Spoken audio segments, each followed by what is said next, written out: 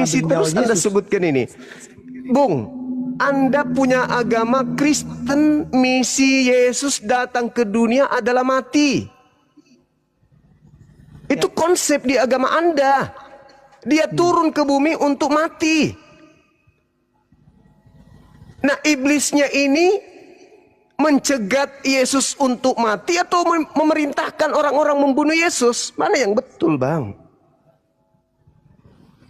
Kalau saya ambil di sini dari kalimat ini tadi Bang ya, di dalam ayat apa ini tadi, gembala yang baik. Artinya kalau kita lihat misalnya gembala yang baik itu bagaimana supaya menyelamatkan apa, apanya gitu, ternanya atau domba-dombanya, dia berusaha menyelamatkan. Karena apa pernah juga mungkin abang pernah dengarkan juga disampaikan bahwasanya 99 dombanya dalam kandang, tapi satu yang hilang, dia akan berusaha mencarinya itu. Artinya karena saya sampaikan tadi dalam apa tadi, karena begitu besar kasih Allah. Artinya walaupun misalnya tidak berharga di mata manusia, tapi berharga kita di hadapan Tuhan. Ya, sekali lagi saya ulang, Bang. Yesus turun ke bumi itu untuk mati, kan? Menurut konsep keyakinan Anda. Siapa yang kemudian membantu Yesus untuk mencapai cita-citanya mati? Iblis, kan? Kalau yang dari cara abang menerangkan itu berarti kalau membantu berarti direncanakan Bang, direncanakan kerjasama iblis dengan Tuhan, kan kira-kira seperti itu kalau abang mengalihkan perbicaraan kita ini. Anda yang menganggap kerja iblis itu jalan selamat, berarti kerjasama antara iblis dan Yesus menyelamatkan Anda. Jadi kontesnya Bang bukan kerjasama Bang, yang kontesnya itu tadi iblis berencana untuk mengagalkan misi Yesus untuk apa?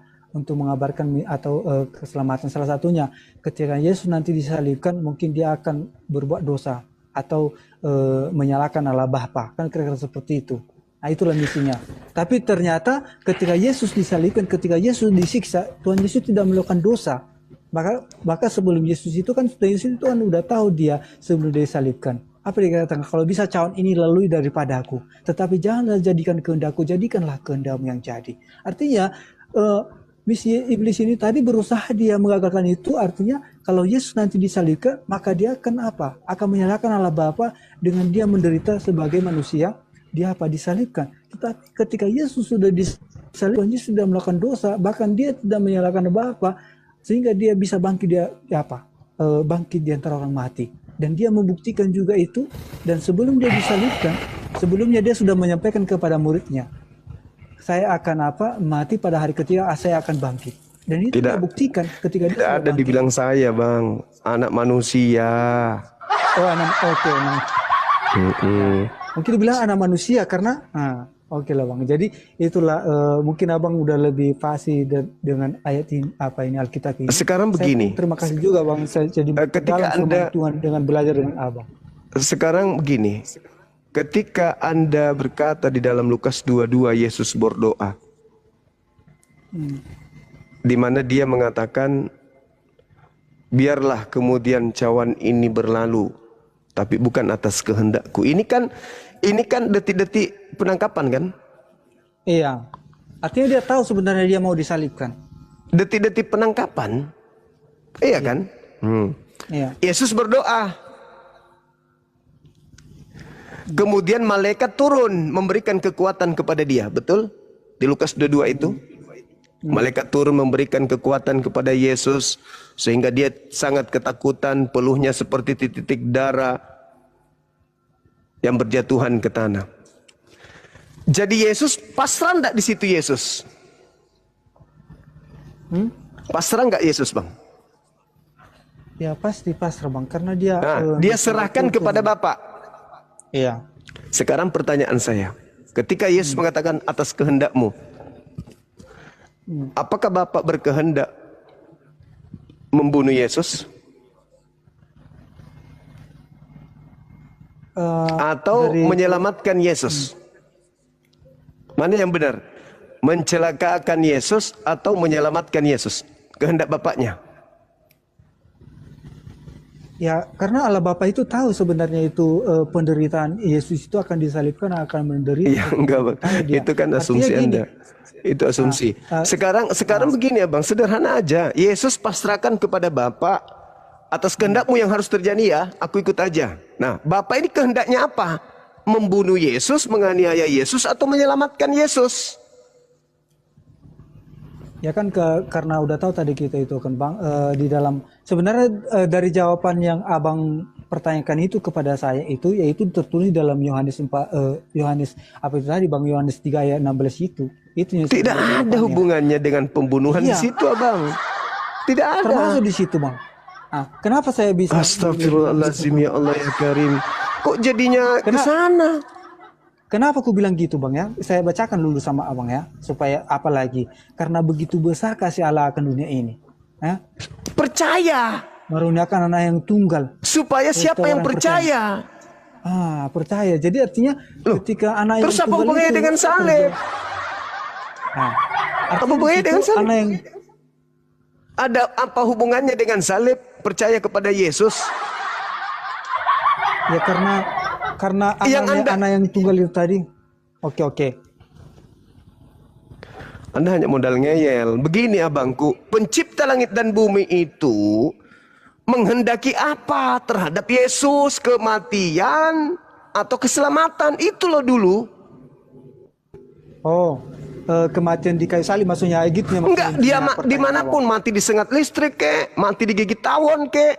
Tuhan ini menginginkan Yesus itu mati atau menginginkan Yesus selamat. Tuhan yang saya bilang. Kalau iblis kan tadi udah final. Iblis mau Yesus mati. Kalau Bapak gimana? Mau nggak Yesus mati?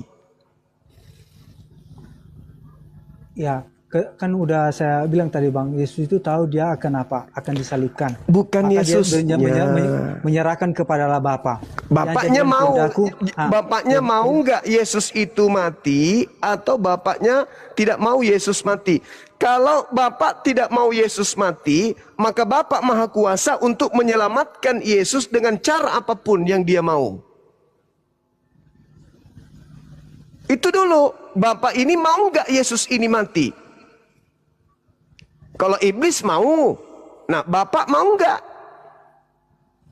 Ya Pak, yang kehendak Bapak itu tadi yang sempat yang Abang bacakan di mana tadi yang Abang apa itu tadi yang Keluaran Abang bilang itu 23, nomor 7, bukan, nomor 8. bukan Bang. Tadi ada yang Abang bilang tadi bahwasanya kehendakku sendiri menyerahkan apa yang dibilang Yesus.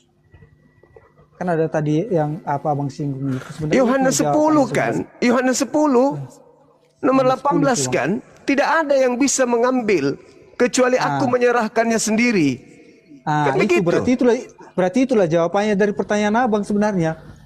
Loh, Bapak yang kumaksud kehendakmu. Iya. Maksud daripada Yohanes 10 itu ketika dia berulang kali ingin pencobaan pembunuhan, kalian tidak berhasil. Tidak akan berhasil. Itu Berarti maksudnya. berarti jawabannya sebenarnya Bang, sebenarnya Allah Bapa itu telah memberikan gitu, memberikan nyawanya itu. Bapak ini itu. mau Yesus ini mati atau selamat? Ya jawabannya sebenarnya tadi pasnya Abang apa tadi itu yang 10 itu tidak seorang pun mengambil daripadaku melainkan aku memberikannya menurut itu Yesus, Bang. Artinya ya itu karena Yesus itu berkaitan dengan Allah Bapa. Bapaknya coba kenapa Anda nggak berani menyatakan pernyataan Bapak? Kenapa? Kenapa Anda harus sembunyi di perkataan yang justru saya yang tunjukkan? Gitu loh. Ya, bisa karena Allah Bapa dengan Yesus adalah satu di dalam, cuman beda pekerjaan. Artinya apa yang disampaikan Yesus itu Anda mengatakan satu karena Anda menyembah makhluk yang keluar dari kubur yang bukan Yesus. Astagfirullahaladzim. Bung, Bapak itu tidak menginginkan mati orang yang benar. Yesus berkata begini di dalam Lukas 22. Lukas 22 nomor 22. Aku memang harus pergi meninggalkan dunia ini sesuai dengan apa yang telah ditetapkan tentang aku. Siapa yang menetapkan tentang aku? Tuhan. Apa yang ditetapkan Tuhan tentang aku? Semuanya tertulis di dalam kitab Taurat. Kitab Nabi-Nabi dan kitab Mazmur, Lukas 24:44 dijelaskan seperti itu. Nah sekarang, Artinya dia, artinya bang dia itu sebenarnya dia sudah dinubuatkan bang. Peristiwa akan terjadi dan apa ya? dinubuatkan untuk apa? Dinubuatkan untuk Di dalam Yesaya kan sudah dinubuatkan itu bang. Kalau itu kata Kristen. Itu tadi yang kupertanyakan samamu, Bung. Ini apa hakmu menggunakan ini sampai kamu asal perutmu aja asal ngomong. Itu dibuatkan di sini. Ini bukan kitab saudara, ini kitabnya Yahudi. Kenapa Anda melancarkan aksi-aksi penyesatan dengan menggunakan kitabnya orang? Oke, buka bang dulu di dalam apa bang? Lukas 4 ayat 6 ayat Lukas, karena abang bilang tadi kan ayat 16. Coba baca abang dulu. Apa yang tertuang di Lukas 4 itu adalah pencobaan yang dilakukan kemudian iblis kepada Yesus. Dan gimana? Lukas 4 ayat 16. Lukas 4 ayat 16. Ya silakan Anda bacakan. Apa hubungannya dengan ini? Karena abang bilang tadi itu kan tidak berhubungan kan? Memang tidak ada hubungannya. Yesus ditolak di Nazaret. Oke, ayat 16. Ia datang ke Nazaret, tempat ia dibesarkan, dan menurut kebiasaannya ia datang membacakan sahabat, ia masuk ke rumah ibadah, membacakan Yesaya dan berdiri hendak membaca dari kitab. Di kitab Yesaya. Artinya gitu. Artinya kita Yesaya ini kan sudah dibuatkan. Jadi terus jemaahnya Yesus, jamaatnya Yesus di dalam bait suci itu Kristen maksudnya. Boleh rupanya orang Kristen masuk di rumah ibadahnya orang Yahudi, boleh. Gini maksudnya bang, gini maksudnya tadi yang mau saya sampaikan itu artinya sudah dibuatkan dalam kitab Yesaya tentang tentang Yesus ini kan gitu. Tidak ada.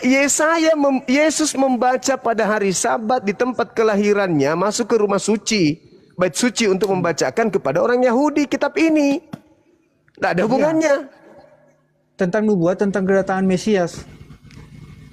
Astagfirullahaladzim. Tidak ada Mesias yang diutus untuk orang Kristen. Seluruh Mesias itu hanya untuk Bani Israel. Karena kenapa disampaikan ini? Kalau kita lanjut misalnya apa ini kan apa dikatakan di sini Yesus kembali ke Galilea. Yesus ditolak di Nazaret ketika dia menyampaikan datang ke rumah ibadah. Jadi, terus dia pergi ke orang non Yahudi gitu. Dia pergi ke orang-orang yang tidak bersunat. Ya enggak lah. Yesus itu ketika dia ke tempat kelahirannya, Yesus lahir di mana rupanya? Di tengah-tengah orang Yahudi. Di Nazaret aja kemudian dia ditolak pada saat itu. Tapi dia ke Yudea. Kenapa ditolak dia bang?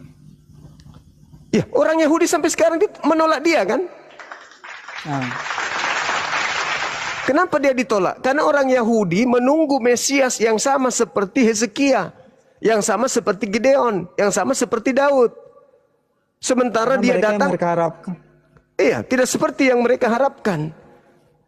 Karena tidak seperti yang mereka harapkan maunya datang dalam kerajaan, tetapi datang Yesus sebagai orang yang tidak terpandang gitu. Jadi tidak sesuai dengan harapan mereka, maka mereka akan tidak mengharapkan kalau disebut mereka ketika Yesus disalibkan di kayu salib kan mereka mengatakan adalah raja orang Yahudi. Jadi mereka tidak akan senang dipanggil adalah raja orang Yahudi karena dia adalah tidak lahir di dalam kerajaan gitu. Yang pasti gini saudara, saya hanya ingin mengatakan begini bahwa pencipta langit dan bumi tidak menginginkan kematian terhadap Yesus.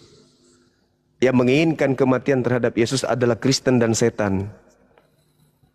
Ketika kemudian Yesus berusaha untuk disalib, Tuhan mengagalkan penyaliban itu. Oke, saya pertanyakan dulu sama abang. Karena abang bilang tadi kan Kristen menginginkan dan setan dan Kristen yang menginginkan kematian Yesus. Coba dulu jelaskan dari mana dalilnya. Sekarang siapa yang mau menginginkan kematian terhadap Yesus? Apakah Anda tidak? Enggak, saya tanya dulu. Saya tanya dulu. Iya, saya tanya dulu. Apakah Anda tidak menginginkan kematian terhadap Yesus? Kematian kepada Yesus? Jujur, jangan jadi orang munafik. Anda mau Yesus mati atau enggak? Ya kalau saya pribadi Bang, lewat kematian Yesus di situ saya percaya bahwa saya lewat kebangkitannya di situ saya mendapatkan pengharapan keselamatan. Berarti Kalau Anda Yesus mau? tidak akan, Hah? Berarti Anda mau Yesus mati? Ya bukan itu konteksnya Bang. Lah, kok berarti bukan kalau konteksnya? karena mati Gimana ceritanya Anda Bukan selamat karena- kalau bukan Yesus karena- tidak mati? bukan karena misalnya karena udah mati Yesus artinya kita bersyukur dia mati, bukan. Tapi karena Yesus mati, bangkit,